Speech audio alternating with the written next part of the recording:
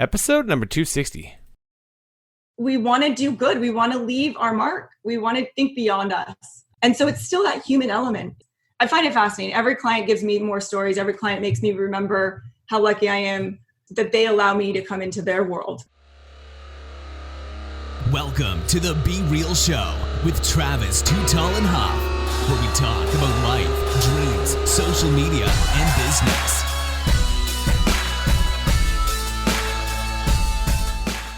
Well, hello and welcome to the Be Real Show with Travis Too Tall and Huff.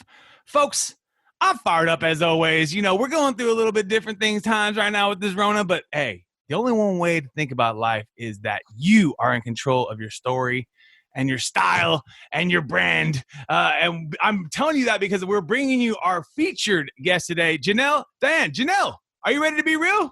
I am. How you doing? She's bringing the fuego, folks. I'm doing fabulous, as always. We were just talking about our lovely state of California and the different things we're going through here in the world. Taking COVID on. Of COVID, and taking it hands on here and doing the best we can, folks, because that's the only way to live is to try your very best, especially during these times. Don't use this as a time to make excuses why you can't get things done. And but to tell a little bit people about your story, you are a founder and CEO, also an author, folks, of Story, Style, and Brand, Why Corporate Results Are a Matter of Personal Style. And you can find that, folks, on Amazon, and we'll put that on a variety of the show links. But tell us a little about your story, Janel. Welcome to the show, first off. How's your day going? You having a good day? Yes, having a great day. Let's go. Staying at home again. So, thank you for the intro. Never thought I'd be an author. Never thought that I would be, using the word style and kind of building a company on how we appear, including what we wear and how we behave and how we engage with people. And creating a methodology around that whole thing. So my book, Story, Style, Brand, is about my story. Stories are powerful, and I am a brand storyteller. I'm a story, we're all storytellers. That's what makes us unique as humans. That's how we connect. And so my book is threefold: story, style, and brand. Very simple. And I start with my own story of growing up here in the Bay Area, having a mother that is terminally ill. Fortunately, she's still alive. Oh, wow. She has lupus. And talking about how I had to learn very quickly more of a survival mechanism on what is my story today. I would watch my mom get dressed nicely to go to the doctor. And she would have taught me through, just watching her get dressed and why she would do it, which is I want to present my best self. I don't want people to see me as sick. I want them to see me as powerful and hopeful and that I'm still me. I'm not the disease. And I talk a little bit also about those lessons. I grew up, we were, middle class. Goodwill was my place to go for clothes. And she taught me that, in high school, everyone feels the pressure to buy. I remember Banana Republic shirts. I'm a little older, but right. So, everyone wants those shirts and those were expensive. And so the lessons I learned from her, which is make it cool, make it your own. It doesn't matter what label you're wearing. And from there, I talk a little bit about in the beginning, high school and kind of who I was and how I learned how to transition into my career, which is the style piece of it. And that style, it's not necessarily about fashion. That part of the book talks about how do you build a business? How do you create a leadership style? How do you create your own brand style? And the brand story you want to tell. And so that whole section brought me all the way back 6 years ago. And I talk about failures. I talk about lessons and silver linings. I talk about, I set up a website. I talk about imposter syndrome. I talk about all of those things and how I really redefined on what was my purpose. What did I want to do? I jumped out of the corporate world to raise two young boys who are now taller than me. Really? And it's a little strange. But when I came back, it was like I had a new purpose and I was a different person. And I think my book is really good for women listeners, especially out there who need to pivot or have this desire to say, I have something more to give. I have something else to give. I'm not the same person I was before children. And so that talks a lot about that. And then how do we discover our story today? And then the third part is brand. And that's kind of where I've settled in. That's my niche, those are case studies that I've done with Salesforce, LinkedIn, C-suite women that have been the White House, they've World Economic Forum.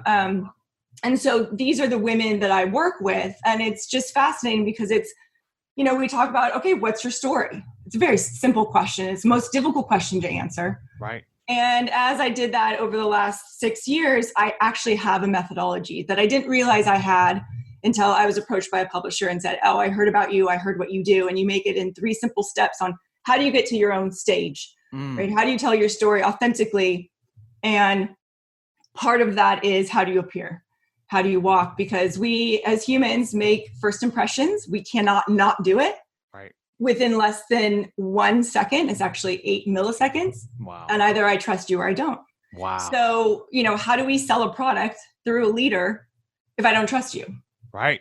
And a lot of people are having issues with trust right now, right? I mean, it's a universal thing, right? So, when you look at companies like Salesforce, and I work with 12 amazing women during Dreamforce, which is the world's largest global Love that company. Love that company too. They are great. Mark's awesome. The 111. The 111 is amazing. The 111 and the V2 Mom. I implemented the V2 Mom. Oh, yeah. Nice. My lighthouse. Every time I think I want a client, I go back there and be like, nope, not mine yet. Oh, shit. That's a good one. Yeah. Guys. Yeah. So, but I talk, Salesforce was great. Those are companies with heart. They invest in their women and leaders, but women in leadership in particular, because they realize that women really are good at emotionally telling a story. Especially when women are the largest global consumer. Right. So if women are able to talk with women, master storytellers, that's what great leaders are. I think the beautiful thing about women too is they're willing to be vulnerable, which guys tend to be very shielded, like we're tough and we're these gladiators that we can't cry and can't be vulnerable. And I think that's the key thing into storytelling, folks, is showing your vulnerability. I know when telling my story, now that I've been doing my own podcast for 6.5 years now, 250 plus guests and just tons of different people from industries and very, very interesting because a lot of times I'm listening, right? So, but then now I've been going on podcasts and telling my story. And it's very interesting in that when you get confident with telling your story, you start to really be more vulnerable. Like being willing to show, if you want to call it the skeletons in the closet, the moments of challenge, the moments of that, and those are the moments that connect you the most. Correct. And you nailed it one with men. Unfortunately, you've been taught in general that emotion's wrong and that a leader needs to be strong and sharp. And yet there's so much more out there now about leadership and about, how do you tell stories, and it's emotion. It's 100% emotion. So what you just said is when you had to flip it and you had to be on the other side of the interview and you're starting to share your story, especially while we're doing this video or in person, well, someday we will. Yes. Is that you get the lean in factor. So those pieces of your story that you didn't think mattered, or those pieces where you decide to test the audience to say, okay, can I share, are the only pieces they remember. Because it's the first time you said, I'm like you. Because we all want to be a part of a tribe, right?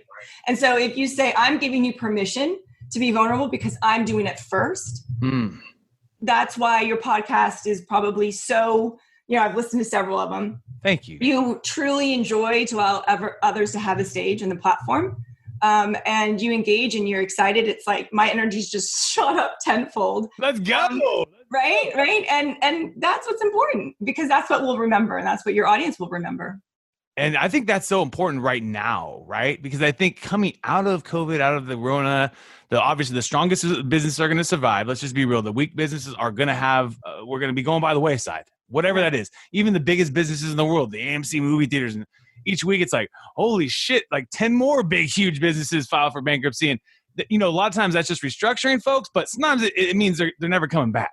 And so truth is, the strong will survive, but then coming out of this, and I think even going in, right now, is do I believe you?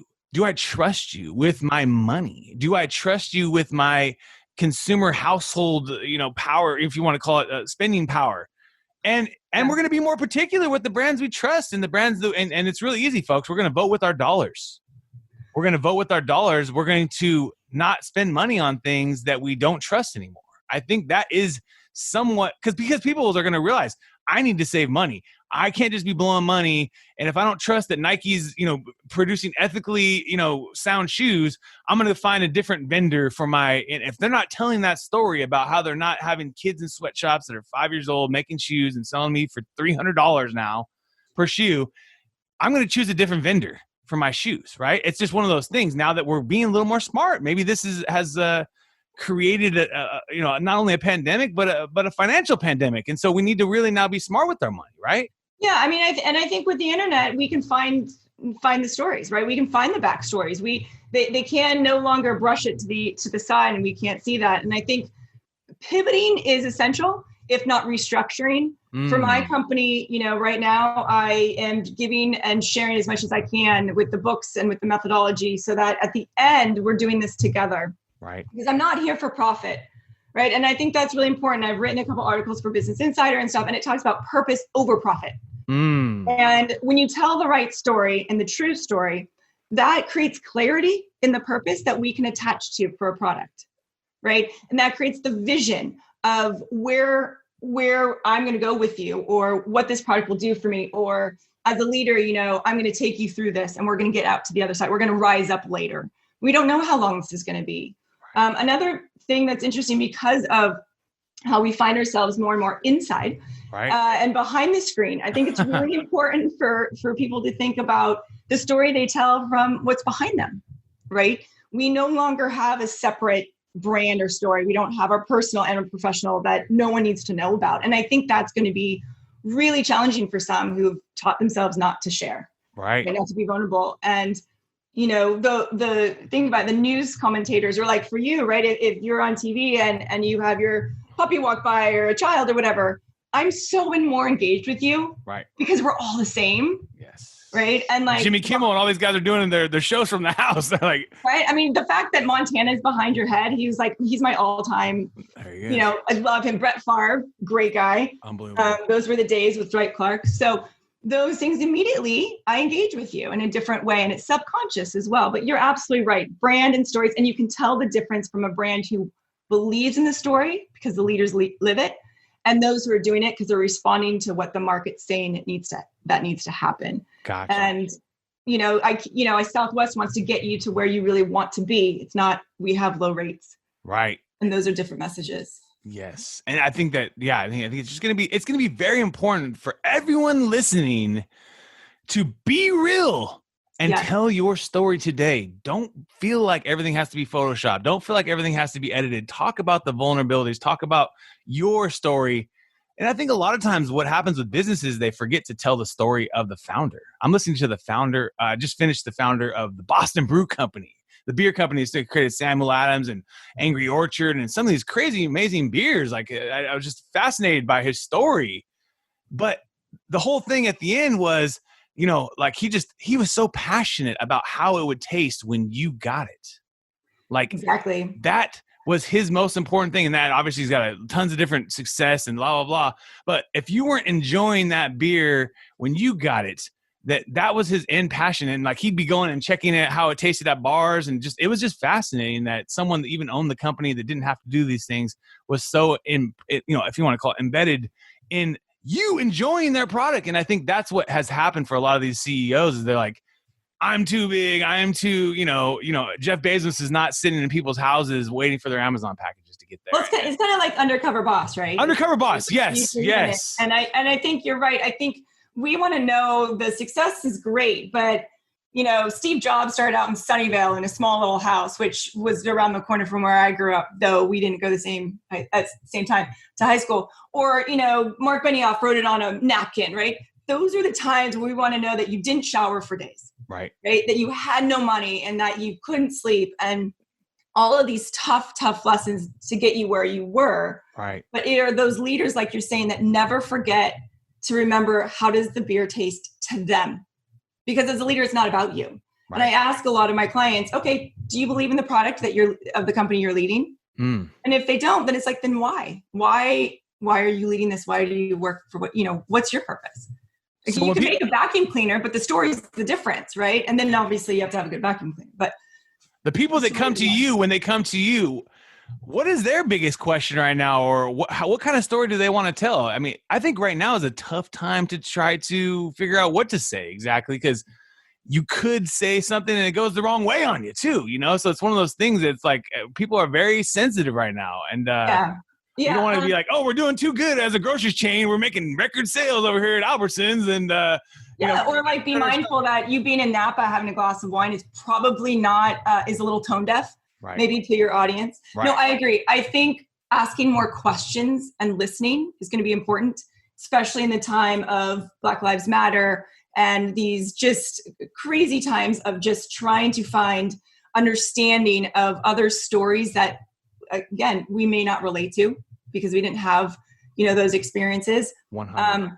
I had a leader who runs a company out here, and we talked about symbolism, right? And what does it look like if you're wearing, now we know about the boogaloo and all those other things. I mean, that's pretty heavy.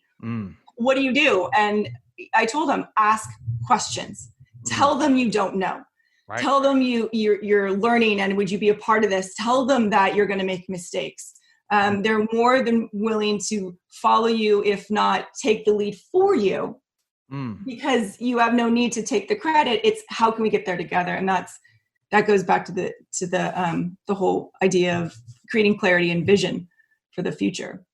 And but ask a lot of questions, and that will get you. I mean, no matter what. I mean, that was one of my favorite, or I would say, your boy T Huff loves to talk. Let's just be real, but I'll be real with you about that. But the show has definitely taught me how to be quiet for many, many minutes on end, and just listen for 10, 20 minutes, or as the guest is talking, and I kind of get the sense that they are really ready to go to the next question, or I kind of get the sense that they're really enjoying this moment, and they're really leaning into their story, and they're feeling something that they never felt before, maybe. And so I'm not going to bother them by going quickly into the next question. And so I think that's the other key thing, is to know when to ask the next question, and to listen, and to then really hone in on it, and then be able to ask the next appropriate question, because the one you had maybe isn't the right one. After the person ends, you might need to be asking something different, not the question you had planned, but something maybe a little different. Well, and if you're thinking about your next question, you're actually not listening. Exactly. Right? And you ask great questions, and we all like to talk about ourselves. Yes. Right. We all want to feel like we're being heard, and that our stories matter, and that we have something of value to give. And so you do that brilliantly. And part of that is that you don't send a list of questions beforehand. You let it naturally go through it, and you pick up on these little words or whatever that we might be talking about. And, that's important. And another piece of it is we're behind the screen, right? So we really have to make sure that we amplify if you're, FaceTiming or Zoom, like amplify what your hands, amplify your facial expressions, make sure that, what's behind you is clean. It doesn't have to be, super fancy, but that the story behind you says, I'm calm, I'm ready to go. Or for you, like if your listeners see, what's behind you, it's excitement. It's like raw, it's real. This is who I am, and I love it. And I get up every morning. I can't believe I have my show, right? That's the feeling I'm getting from you. That's what I'm reading. Absolutely. This is my room of greatness. These are autographs I collected as a kid. Some of them say my name on them. I sent these people my autographs, and they sent it back to me in the mail. So it's very personally sentimental. And this is a room to be humbled in, because I got Muhammad Ali over the corner, Brett Favre, Tiger Woods below them, Wayne Gretzky, Arnold Palmer, some of the greatest golfers in the world. My boy Troy Aikman right there. Oh my gosh. George Foreman. I mean, and if I flip the camera around, you'd be blown away. Bill Belichick. And the point is, at the end of the day,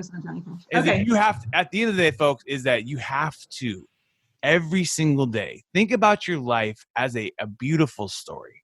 Right now, we're going through a shitty chapter. I'll be real. This is a shitty chapter in the book. This is a chapter we learn a lot about ourselves in this book. It's not going to be the end of the world for most of us. Pray to God. For most of us that are staying healthy, washing their hands, doing distancing, whatever, everything they ask you to do, do it. Take your vitamin C, vitamin D, get exercise, get everything you can. The point is, now is the time, folks, that if you haven't told your story, if you're a brand that hasn't told your story, if you haven't been vulnerable enough to do it, this is the time to think about it and take it seriously. And then that leads me into your book that maybe can help some of these folks. Because I know they might, sometimes we need something to help us kind of give us the framework. when you said you were approached, obviously, by someone to help, which is an amazing accomplishment on your own, to be, approached to write a book. Tell us a little about, like the journey in writing a book, because I know it's got to be a challenge too. Yeah, I never thought I could write a book. And in fact, 5 years ago, I say this in my book, I couldn't even write 150 words. Wow. They asked me, I was like, okay, I'll do this like cool blog or whatever it was back then where you're supposed to get on and do this whole thing. And I was like, and for me, it was about a white t-shirt and what that represents. And I always do this like, kind of psychology behind everything. And I literally took 3 days. 150 words. Wow. Right. And here I am doing 96,000 words. And so wow. It's hard, but like you said, with the, who you just interviewed, the CEO about the beer and the brewing. Yes. I always knew that the purpose of my book was so that others could learn my method so that others could do it too. And it wasn't about the money. It was about the fact that I don't have enough time in the day to work with everyone. Right. And if I could write down the 3-step methodology, that's going to be one thing. That's a business book. And, but really my book is told in stories. They're raw, they're real, like you talk about, so that everyone realizes we all shit the same, right? We all are here in the trenches, and I'm just happen to be maybe 6 years ahead of you. Right. Right. And works with some amazing brands that maybe someone else hasn't worked with. And that experience is going to let them tell their story better. Right. And I work with, these incredibly, successful clients in their careers. And yet at the end of the day, our stories are the same. Right. We want to be accepted. Right. We want to be vulnerable. We want people to see us, not just hear us. And we want to do good. We want to leave our mark. We want to think beyond us. And so it's still that human element. I find it fascinating. Every client gives me more stories. Every client makes me remember how lucky I am. And just that they allow me to come into their world and help them pick their stories that they want to share. And is that a challenge at the end of the day to tell them like kind of, hey, this is your story? I mean, do you kind of come back to them and then work with them? Oh, no, it's not really that. I mean, is it? No, it's a great question, because that's what a lot of people think. What I do actually, and I do actually start in your closet, is I go into your home and I go into your closet, which is a very vulnerable place, especially for women. And I tell them to take everything out, and I make them put everything else back, one at a time. Great, put this shirt on, and I say nothing, actually. Wow. And what I do is the stories come out no matter what. Oh, I got this shirt. It was great. I went to the Niner game and it was awesome. And like this guy on the Packers, he got mad because we beat them, right? He was a cheesehead. Whatever it may be, these stories are coming out. Wow. And slowly the stories will be like, oh, I want to keep it or I don't. And it's not the shirt they're keeping. They want to keep that story. And so the stories we put back into the closet, then I bring my voice back and say, okay, here's what I'm reading now. Here's the story that really is you. And now from there, let's accentuate that. So when you walk out, when you're behind Zoom or when you're leading a team or whatever it may be, that story remains. So when you wake up in the morning, okay, what's my story? Well, I want to remember the Niners and I've got someone I'm interviewing in sports. Great. This is going to be the shirt I wear because that's how I start a conversation. Got you. And so that's kind of what I do. I don't build their story. I take the ones they're sharing. So your boy's story is, I'm a dad. I'm a pop entrepreneur. This is my workout shirt. This is my. I love it. I got a little like baby food right there that I had from earlier. Right, and that's what's great about COVID. Look at the silver lining. It is. We can be really real. is. I mean, how many times have we seen a newscaster's underwear when they stand up? Absolutely. I'm a pop entrepreneur, so I lean into this harder than ever. And it's so nice for them to welcome to our world, right? Exactly. Welcome to my world of Zoom, baby. World of Zoom. Now we're about to take you into our top 10. Are you ready? Yes. Apple or Android? Apple. Oh, Netflix or YouTube? Netflix. Boom. Instagram or Facebook? Instagram. IG. Chicken or steak? I go steak, even though I'm supposed to be eating more chicken. There you go. Do you have a favorite cut of steak that you enjoy? The New York. The New York. Boom. That sounds really good right now. Laptop or smartphone? Laptop. Spotify or Pandora? Spotify. Movies or video games? Oh, movies.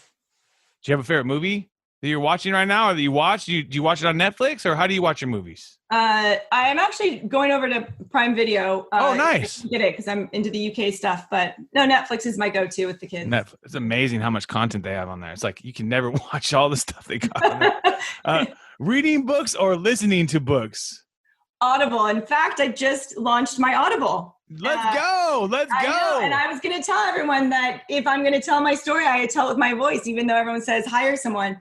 So you're going to hear me choke up. And so I did it. And wow, good for you. 2 days. Yeah. So it's out on Audible. I love it. That's amazing. I'm going to put that on my list here. Yes. I got 5 credits. I got 5 credits left. I get the monthly subscription. So I got the 5 credits still banked. I gotta use them. So I'm going to get the book. That's amazing. Stocks or real estate?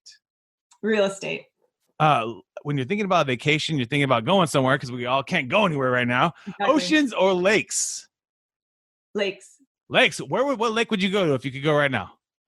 I'm going to Shasta, actually. Boom. There you go. Yeah. I'm an introvert at the end of the day, so I need to get away. Absolutely. Yeah. If any way we can try to get away and create any kind of normalcy, they say, it's important. So when you wake up in the morning, you're getting ready for your day and you are looking at yourself in the mirror. Why do you love being you? I love being me because I've made it. Yeah. Right? I'm here another day, and I'm powerful, and I'm confident, and I've got a lot of scars that I'm, not literally, but like I'm proud of who I am. And it took me a very long time to get here, and the 40s are going to be great, being 43. And I wake up every day, and I've got 2 kids, and, mother, as you know, parenthood is hard. It is. And your only job review is at 18 years old. So I'm close. And I think I'm going to do well, but we'll see. Right. We'll see. And just think about this when they're 40, the time that they want to spend with you go, oh shit. I started apologizing right after I had children. Mom, I'm so sorry. I was such a jackass. God, sorry, Mom. I didn't tell you about that one time. Oh man. Life is a beautiful thing, folks. Yeah. Life is a beautiful, beautiful thing. And being a parent is a beautiful thing. Well, and I think right now it forces you to find hope because you can't, you have a choice. Your children need to see it. Yes. Your children need to see it. So you got to believe every day you wake up that there's hope, and that the reality is that we just, like you said, be real with each other and get through it. And there's going to be something awesome on the other side. Absolutely. And there's always going to be something. Just remember that. There's always going to be something, folks. So just don't use this time to just sit in a state of shock. Use this time to be the best you can for your family. Be the best parent you can. Be the best business owner you can. Read as much as you can. Walk if you can. Exercise if you can. Do anything you can right now, because at the end of the day, we're going to be wishing we had this time back. 2 3 years down the road, we're going to be like, damn, I wish we had this time. Do you think you'll ever retire? I hope not, because I don't think it's a job. I think it's a purpose. So I always envision myself being someone where people still call me and I'm helping them out and they can't believe my age. They're like, hey, who's that girl? Hey. What? You're like, what? I got more to offer. I'm 60. I'm ready to go. Hey. How do you start your day? Do you have a routine? Do you get going on your day? I start my day every day. I have coffee, but really I wake up, I go outside, and then I try to spend time with the kids. A little bit and check in with them. Right. And see how the day's going, excited what's going on with their day. And it's hard to do too, right? Because you get busy, so it's important to keep that foundation. Right. And, kids only talk very rarely. So when you lay on their bed, you got 5-minute window. And so I take it when I can. And that's a gift of COVID. Right. Yeah. Get the 5 minutes, and then they're happy too. And then they shut down. And like, we're out of here, Mom. We're going on our. So annoying. Right. Yeah, right. You're like, come on, Mom. Leave me alone, man. I'm trying to do TikTok right now. I got a new TikTok dance I'm doing, Mom. And then I call my mom. Mom, I'm so sorry. I'm so sorry for being an asshole when I was do you have a skill that you're trying to master right now? Is there something that you're looking to get better at? Is there something you are looking to perfect or work at? And I actually just signed up to go kayaking tomorrow. Oh, wow. There you go. Yeah. Is that something you normally do, or is it something you normally do? No, it's not something I'm comfortable in. Your kids force you to, if I'm going to ask them to take risks, I got to do it myself. Right. So are you going to go with them? Are you going to go with them as the whole squad? I'm going to go with them, and then I'll probably try and kick their ass, but that's just me. But yeah, so we're all going to go out there and have fun, and I'm going to be uncomfortable with it, but that's okay. Right. And if you fall or go into the water, it'll be all right, right? You fall forward, you learn something, you have fun, and you got to laugh about it. That's all you can do. At least I did it, right? Absolutely. That's the only way to live, especially when you're talking about with your kids, like, because they're probably going to push you to do things that are a little more crazy. If you remember when you were that age, you were a little more crazy. And so now as we get older, I know into my 30s, we're a little more safe. We're a little more cautious. We've seen some things. We've seen things go bad. We've seen someone the motorcycle go bad, and so hopping on the motorcycle without a helmet, probably not going to do that, Well, I think you become a parent and you have catastrophic fear. Let's be honest. Right. Suddenly, everything will kill everyone. Yeah. So I think like you just said, with stories and being real, I have to go walk the walk, and give them out on the kayak and just right. Because life and school, they're going to get told no. So as a parent, we got to say yes. Yes, I like that. It's a very good reminder for me. I'm gonna have to remind myself that when I'm like 16. Daddy, can I go to the movies and date this guy? Let me get the shotgun. No. Do you have a favorite app on your phone? Do you have a favorite app that you're gravitated to right now that you're using more often than others? Well, I'm a crossword freak. Crosswords. Okay, cool. Crossword. Yeah. Yep. Is it a certain app? Is it just called Crossword? It's just called crosswords. Nice. And teaching my kids solitaire, so we do that. Oh, nice. You play all together on different devices? Yeah, multiplayer. Got you. It's a way that I can try. Another great way to connect to them in their own worlds, right? And teach them some OG games. Solitaire is an OG game. That was on the oldest computers, folks. That was on the Pac Bell when I used to get my first computer. We were playing solitaire and these fun things because that's all we had. I'm 38 years old. You dream in red and black, right? Yes. I mean, and think kids nowadays don't realize how blessed they are with these graphic chips and things they got going on. It's insane. Couple last more questions for you. If you could sit down with anyone in the world for a New York steak dinner tonight, who would it be? Mark Cuban. Mark Cuban. And what would you ask him? I would ask him this for you. Okay. Run for president, please. I got your back. I'll do all your social media. I already tweeted him. I'll do all your social media. Yeah, no, I don't know. I think there's something powerful about him. I think, again, he's grounded. The way that he's responded to what's going on right now has been, he's taken a stand for humanity. Right. Not for anything else. I watch him on, Shark Tank. Yes. I'm a sports freak. So even in my book, I talk about like getting off the bench and, I played sports for 16 years. So I think some of that mentality of the team of that, but I would love to pick his brain of like, where am I going right now? For me, I would love a mentor to say, how am I going to pivot? Right. I work with clients one-on-one and now I'm behind a screen. So I would fascinated to be able to just listen to him and his hands move around and like. I love that dude. Yeah, he's just awesome. He's just incredible. human. He's human, and he sees through all the bullshit too. That's the best part. But he doesn't say it disrespectfully. Right. And that's what makes him just such. He's got integrity. Yes, and he knows when to say no. I mean, most important thing in this life, and they say as much as you can say yes, is to learn when to say no. And and when he says no, to taking it as okay, it just means not now. Right. And no could be the best thing that could happen to you. So no usually is the best thing to happen to us. If it's not the right moment, it's not for us. And you need to get faster to that no as possible. Don't wait on the sidelines. Oh, are they please going to say yes? Please say yes. No. Let them say no, because guess what? That just means it's not right now. Like you said, it's not right now. That doesn't mean they're not going to be on the B-Roll show. Tony Robbins, I've been asking you for years. Get on the show. Yeah. He was putting it out there. He pivoted me. He tried to put me on the. He's got guests coming on my show from his, talent pool or whatever, are coming on my show. I need to get Tony Robbins on the show, baby. The point is, you got to just keep pushing it, And I think that there's no right answer as far as in the life you create. We don't know. We can pivot. We didn't know we were expecting this. My grandma's 92 years old. She didn't expect this in her last years of life is going to be, not able to see her family in a different situation. She's making the best out of it. Your boy's making the best out of it. Janelle's making the best out of it. We're all doing the best we can, right? I mean, that's the main thing. Can you give our listeners one last real talk thought? Can you give our listeners one last little piece of hot sauce today? Well, when it comes to telling your story, your story matters. I think that's the biggest thing. And the story you want to share starts the conversation you want to have, which amplifies the opportunities you want, which brings in the right opportunities for you. And it brings your tribe together. So, if you get rid of all the layers or whatnot, wake up every day and say to yourself, what's my story today? What conversation do I want to have? Because you have to have it first with yourself. I love that. You got to have it with yourself, folks. And then where is the best place for people to find you, either on social or find more about the business too? Sure. You can go to my website, janeldyan.com. I will spell it because my parents blessed me with the first and middle name that are spelled differently. Yes. So it's JANELDYAN. You can check me out on Audible. Obviously, that's pretty fun to listen to because you get more stories that are not in the book that I share. And then you can also hit me up on LinkedIn if you guys want to talk more about your own personal stories, or Instagram is where I share some of my bigger thoughts about what's happening today.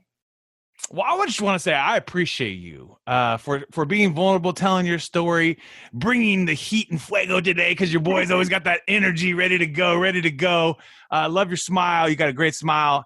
But the point in life that she has, folks, is that you can do anything. We're all going to be challenged with adversity. We all have different pieces of in our journey where there's the ups and the downs, but don't ever let excuses let you from writing the book, from helping the biggest people in the world, because you have helped some of the biggest brands and people in the world.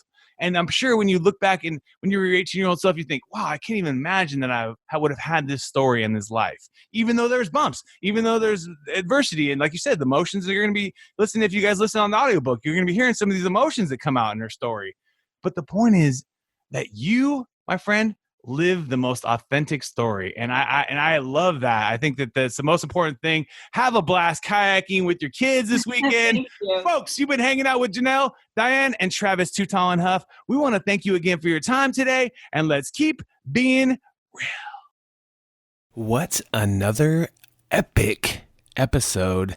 And if you enjoyed the episode today, can you please do me a favor and subscribe to our podcast, The Be Real Show, on iTunes or your favorite podcast platform.